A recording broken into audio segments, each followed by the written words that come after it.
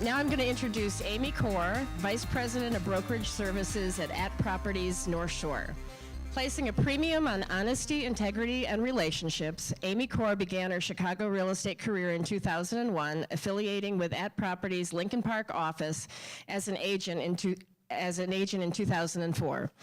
In 2010, Amy joined their North Shore management team and opened the Winnetka office. In the next 3 years, she led its growth as it became one of the top producing offices on the North Shore. She now manages Lake Forest and Highland Park, both ranked among the top 20 offices in Lake County in 2014 by Chicago Agent Magazine.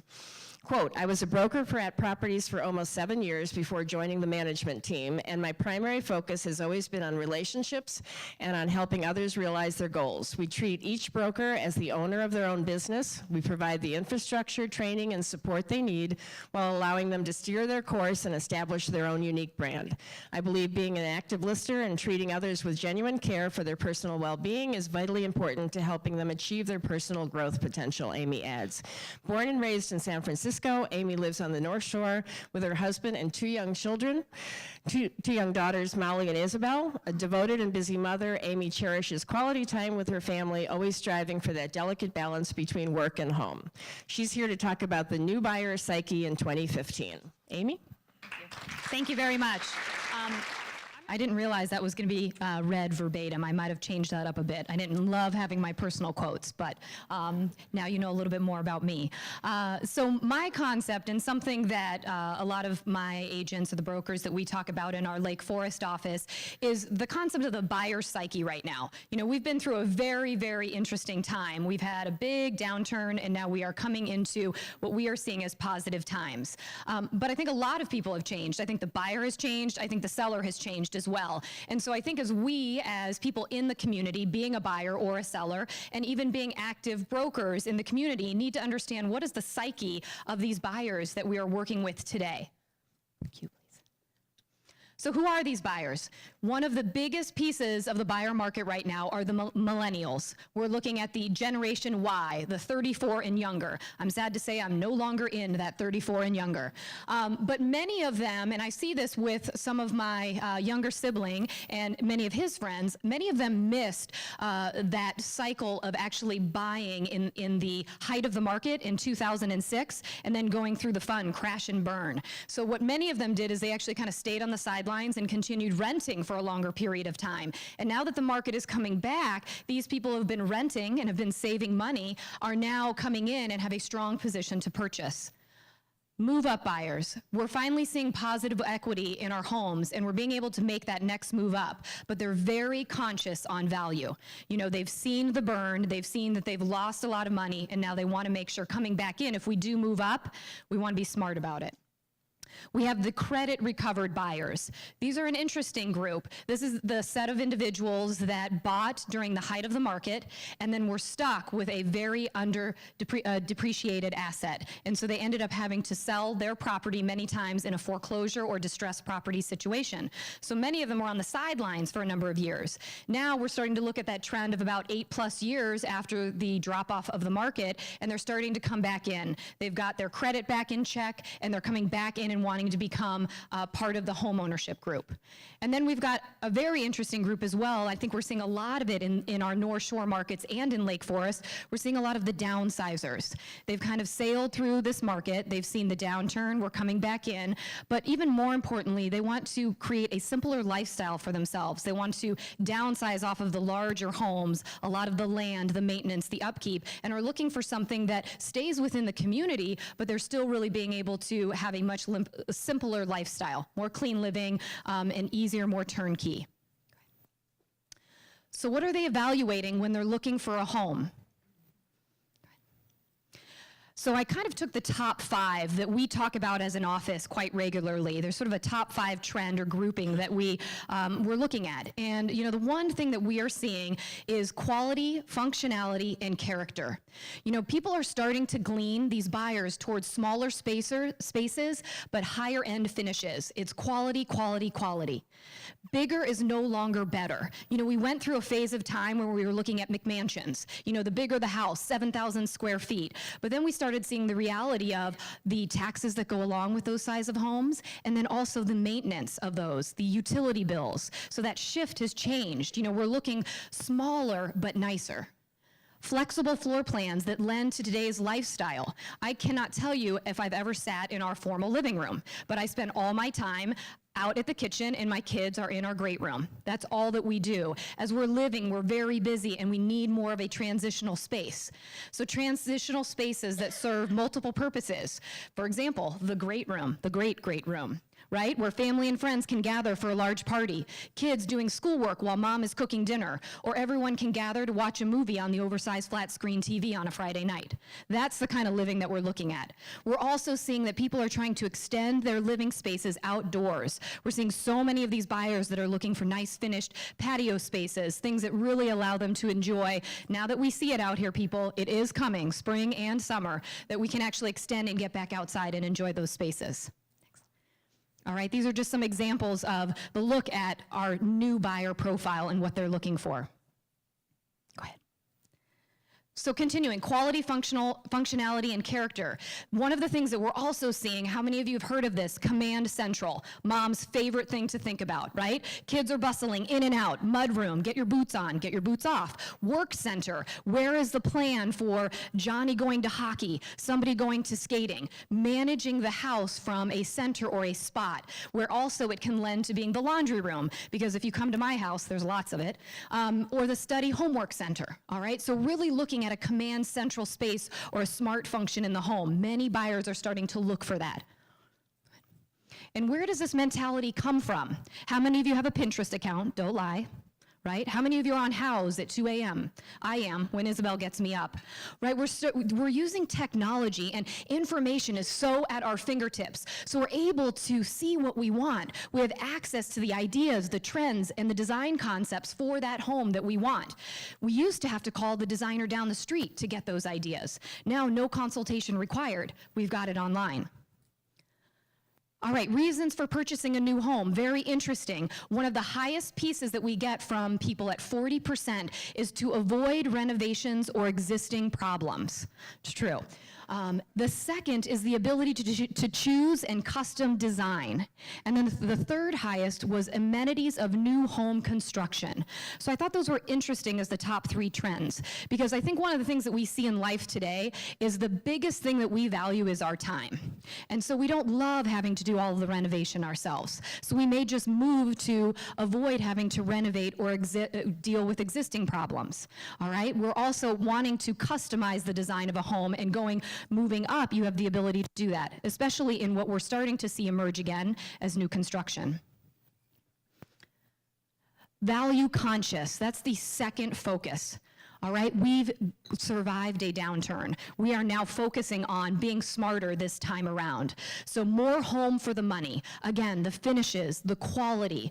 And so many people now are looking at when they buy a home. I think when we were looking at the trend 10 years ago, everyone was more on a plan of 3 years, 5 years, and how will this resell when we go to sell it?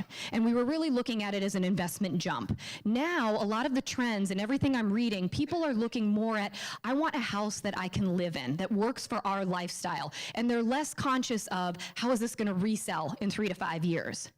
All right, they're very conscious about needing a strong down payment.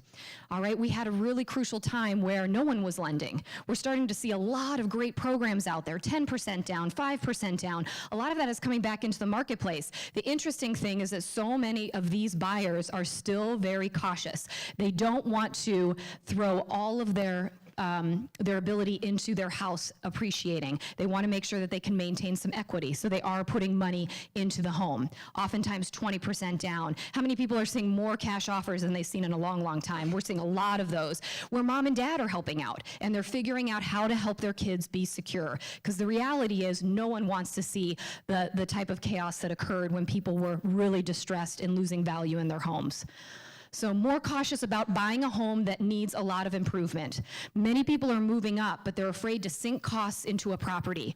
Also, time and energy is important for people. We're very, very busy. So a lot of people want something more turnkey, ready to go, and they're usually willing to pay for it. They want to minimize the cost of owning a home, minimizing their high taxes and big utility bills. So again, smaller, more sophisticated living, not these big McMansions, all right? And the value of new construction is emerging again. We're starting to see that. You know, we track it as a company. We do a lot of new construction in the city, and we're starting to see the trend. If you look at New Trier, Lake Forest and Lake Bluff are probably about 18 months behind that community. We've been seeing major new construction in that area for the past 2 years. Every third home is being constructed by a developer. So people are really clinging to that, though. They're wanting that new construction feel, and they're willing to pay for it because it's the new and highest quality. Go ahead. And it shows here on a quick stat from Steve Harney, which is Keeping Current Matters, talks about new homes being that buyers are willing to pay more for new. So when you look at it, this is obviously a national average, but paying over an average of $277,000 versus an average of $200,000 on existing homes. Okay, next. And millennials just being very conscious of their down payment and wanting to make sure that they've got enough money to afford a house. The third thing that we focused on, and I think Mark talked about this, and then Bill obviously alluded to it in his first presentation, but these millennials and most of the people that are out there today are very data-driven. All right, we all have Zillow, Trulia, Realtor.com at our fingertips, Pinterest, Houzz, all sorts of websites, NAR, everything out there is data-driven today. We can get everything and research it time and time again at 3 a.m. when we're up looking on our computers. All right, and the millennials have become the largest percentage of home buyers right now in 2015. They occupy 32% of that space, followed by the next tier, which is 35 to 49. All right, and they have access to plenty of data, available inventory, home valuations, the desired communities. They're educated on the market, oftentimes prior to working with a professional. How many of us find that true? When we suddenly are sitting with these individuals who are coming in, they have their laundry list of what they want, the areas they like, and what they want in the homes because they've been able to do the research. That's great for us. And I think as realtors, what we need to do is embrace that because we're actually in many ways working with a much smarter pool because they're educated ahead of time. But what they can't replace and what we bring to the table in any community that we serve is that as realtors, we no longer control the information, but our value is in interpreting the information for these savvy buyers, making sure they really understand the nuances. No two houses are alike in Lake Forest, so they can't compare apples to apples when it's really apple to orange. And we are the ones that know that because we know the nuances of the community. So we shouldn't take that value away. We just need to make sure to work with them and articulate that and be able to work with them in the style that they like. You'll see so many of them want to text or email. Data and technology are key for them, so it's adapting and working with them. You know, we provide the context and the hyper-local expertise that they need. Multiple studies have shown that roughly 70% of the buying decision is made before they even talk to a realtor. They've been online, they've been looking at homes, they've been on Trulia for 5 months before they decide to call you. All right, so we need to know that this is that new trend. Another thing that's really important, so after this, all of these realtors are going to go on and check their profile online, but according to Google, 2 of 3 people searching for a prospective agent research them extensively online prior to working with them. They can find out about you before they even have to talk to you. So really important to have a great bio, help them understand why you're bringing value to the table. Many buyers in today's market, we're seeing this trend quite often, and I see this in a lot of articles. They're talking about the fact that they are seeking the urban in suburban. We're starting to see where people want simpler lives. We're really busy. We've got incomes with 2 working parents. We've got kids that are running to hockey, baseball, ballet, and we're really dealing with the idea that they want neighborhoods and homes that have many of the same characteristics of their city counterpoints, where they came from Chicago. They want to be able to walk to nightlife, restaurants, stores, public transportation, and amenities. Lake Forest is an amazing community for that. You can walk to so many places, or it's even just a short drive. The infrastructure of this place is amazing. Along with Lake Bluff, we're seeing so many of these new restaurants emerging and really helping to support, I think, the new psyche of buyer that's coming into play. Buyers don't want the big box house McMansion. That was the trend prior to the market downturn. Home trends such as School Street in Libertyville. How many of you are familiar with that development? A few years ago, kind of wrapped up. But at first, people were saying, how are they going to go for these smaller homes that are minimal lot lines where you can basically sneeze on your neighbor, you're so close. But they were eaten up so quickly. They had front porches, tight lot lines, but smaller yards, but they were really appealing because they were very functional and they were very high quality. Seeing this trend not only in the millennial buyers, but we're also seeing this in the downsizers. How many of you have people who want to sell their big home, but they want to stay in Lake Forest or Lake Bluff or somewhere nearby? They don't necessarily want to make the trot to the city, but they're trying to find that same level of quality and finish in a transitional or downsize type model. We're really needing that inventory in this marketplace. And the last point, number 5, is the longer investment cycle. Over the past 30 years, the period between a recovery beginning and a bubble popping has run approximately 5 to 7 years. So if you're at the start of that and you decide that you're going to sell in year 8, you're in trouble, right? So what we are also looking at is buyers are more conservative. They're focusing on an investment time frame more in the line of 10 years, the 10-year plan. And I've heard that out of buyers' mouths. They want to make sure that if something happens, they have enough equity in the home and they've got a long enough plan in place to stay hunkered down if they need to. And that's what we saw prior to the downturn, late 90s and early 2000s.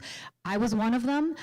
Those numbers were closer to a 3 to 5 year investment plan. We'll buy the small house, or we'll buy, the duplex down condo in the city. We'll have 1.5 kids, and once the other half of the second kid gets here, we'll move on up to a bigger house. Well, so many people got stuck with that 3 to 5 year plan. They ended up staying there for 12 years, right? So the reality is we're looking at longer investment times, and they don't want to be caught in the down cycle of a market with minimal equity and forced to stay or sell in a distressed situation. No one wants to repeat what we saw when the cliff came in 2006 and continued to remain, right? We really want to focus on how to make sure we are smarter investors.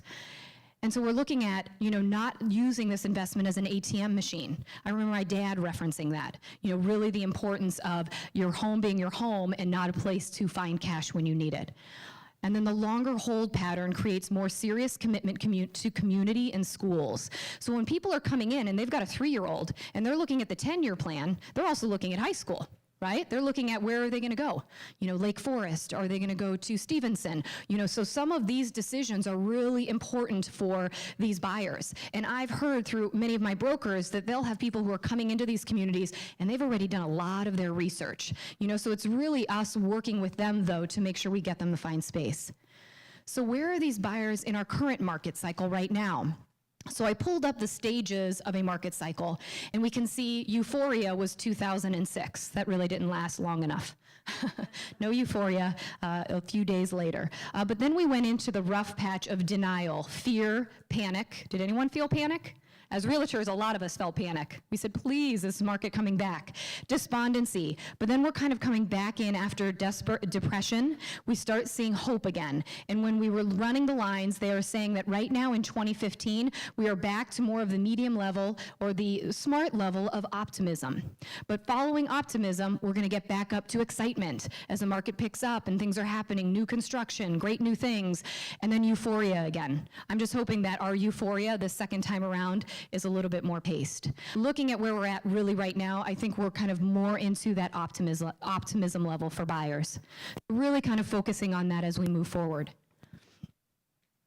And that's it, right? So thank you so much. But, really the essence is of understanding where our buyers are today is not only going to help us as realtors when we're in the community, but it's going to help us when we're dialoguing with our sellers, because that's always the fine balance of what we're trying to do, is really help one person move out of a home while helping somebody who wants to find value coming into a market and into a home feeling good about it as well. Thanks so much.